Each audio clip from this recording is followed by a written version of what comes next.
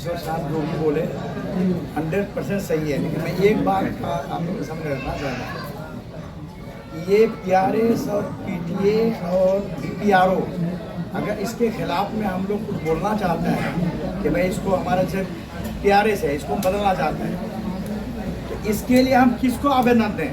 अगर ब्लॉक में दे रहे हैं तो फौरन बोलता है कि हमारा कोई पावर नहीं है, वो लोग मिली भगत है। PRS से हमने 1 साल तक काम नहीं करवाया है, वो अपनी मर्जी का मालिक है, वो जहाँ पे कहेगा यहाँ करेंगे आप कीजिए, कहेंगे यहाँ नहीं करना मत कीजिए। तो ना PRS को हम बदल सकते हैं ना PTA को बदल सकते हैं। मैंने शकील साहब को भी कहा, वो भी कोई जवाब नहीं दिया। तो मैं ये कह रहा हूँ कि अगर ये एनडीए की सरकार है तो मैं तो कहूँगा कटिहार और कदवा तो मेरी सरकार है भाई, इसमें शक है क्या? कांग्रेस की सरकार है यहाँ की, कटिहार से लेकर कदवा प्रखंड तक मेरा कांग्रेसी है। कम से कम इस विषय में तो लोग आगे बढ़े हैं, तारिक साहब हो चाहे शकील साहब हो, लेकिन फिर भी वही बात है। तो बाद में ये पता चलता है, अल्लाह आलम बिस्वा क्या है ऊपर में सेटिंग हम नहीं जानते हैं, लेकिन बाद लोगों का कहना है कि नहीं ब्लॉक वगैरह से सेटिंग है, पर ये भी पे आपका विधायक साहब का और ये आपका सांसद साहब का, ताकि ये सेटिंग रहती है। अगर सेटिंग नहीं है तो मैं साबित करूँ सर, ठीक है? एक मैं बता रहा हूँ, अभी बाढ़ के टाइम में कर्मचारी और सीओ अपने मन मुताबिक 10-15 आदमी का सूची बना करके वार्ड सब में तकसीम करवा दिया। एक पंचायत में बाढ़ पीड़ित लोगों को 10 से 20 क्या हर वार्ड में 10 या 15, कोई मुखिया को सूचित नहीं, किसी मेंबर को सूचित नहीं। उसका जो खुद शकील साहब बैठे वहां पर प्रखंड में और बैठ करके पता नहीं किसके उसको बुला करके इस तरह का वितरण करवा दिया। वही बात मैं कह रहा हूँ कि कंप्लेन किससे किया जाए? सरकार तक तो शकील साहब के पास हम कंप्लेन करते हैं, सीओ वहाँ से उधार हो जाता है, 3 महीने तक सीओ जो है अलग रहा, उसके ऊपर क्या हम नहीं कर सकते? ये इस मीटिंग का बात नहीं है, बात समझिए। हम चाहे आवाम दुरुस्त है ना, क्या आप जिस जाति से बिलोंग कर रहे हैं उस जाति का उत्थान के बारे में मुद्दा उठाइए। एक पे नहीं बात। सीओ साहब 3 महीना तक सीओ साहब क्यों गायब रहा? हम कंप्लेन नहीं कर सकते ये विधायक साहब को, और फिर आकर के वो कब्जा कैसे ले लिया?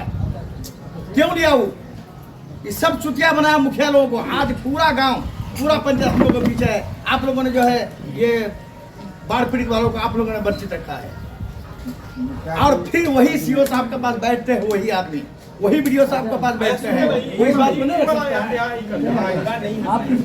सभी डॉक्यूमेंट वगैरह डिस्ट्रीब्यूट हुआ करता है।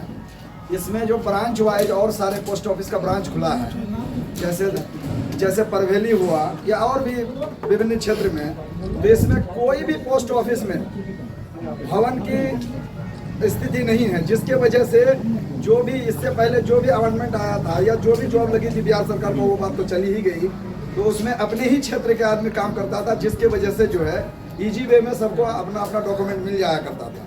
अभी इस चीज़ को बाहरी आदमी आके जॉब पोस्टिंग में तैनात है, जिसके वजह से कोई सरकारी कार्यालय भी नहीं है, किसी प्राइवेट घर में चल रहा है वो चीज़, जिसके वजह से सही आदमी को सही डॉक्यूमेंट सही समय में नहीं मिल पा रहा है, या भवन की कमी में या सरकार का वैसा ही मनसा हो कुछ किसको प्राइवेट प्लेस में ही चलाने का हो। दूसरा, राजस्व कर्मचारी जो अपने यहाँ हम लोग का भूमि सर्वे वगैरह का जो भी काम कर रहा है, वो किसी एक अच्छा, चाहे वो एनडीए से उसकी जुड़ा हो या कांग्रेस से जुड़ा हो, उसके घर पे जाके उसको एज आ यूज बना के वहाँ पे अपना ऑफिस स्थापित करके वहाँ दलालों के रख के मोटेशन और ये है सारा काम करता है। तीसरा चीज ये है, बिहार सरकार के शिक्षा नीति के तहत हर जगह में +2 की स्कूल तो बन गई है, लेकिन अल्पसंख्यक छात्र के लिए या जो भी बाहर से छात्र आता, हर पंचायत में अलग अलग हाई स्कूल बन चुका है। लेकिन हमारे जानकारी के हिसाब से कदवा में 2 ही छात्र वास, एक तो निर्माण हो चुका है दुर्गागंज में जो बंद पड़ा हुआ किसी कारणवश, दूसरा एक भर्री में एस्टेब्लिश होने के लिए जा रहा है। सारे पंचायत में इसकी व्यवस्था हो, छात्रावास का, माइनॉरिटी छात्रावास का प्रत्येक पंचायत में संभव है। कम से कम क्षेत्र को देखते हुए, जैसे कदवा वन में एक ही बना है,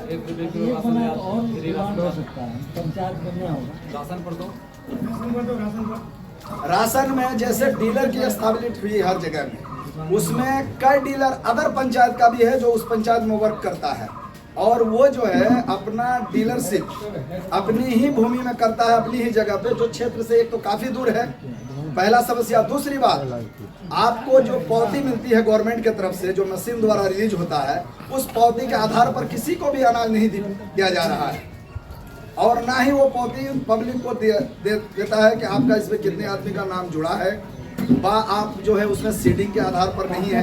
ये संस्था है कि उसी पंचायत का डीलर जी, और उस क्षेत्र को, जिस क्षेत्र के लिए उसको डीलरशिप मिला है, उसी क्षेत्र में जाके उस अनाज की जो है वितरण, उस क्षेत्र में वितरण करें। बस इन्हीं बातों के साथ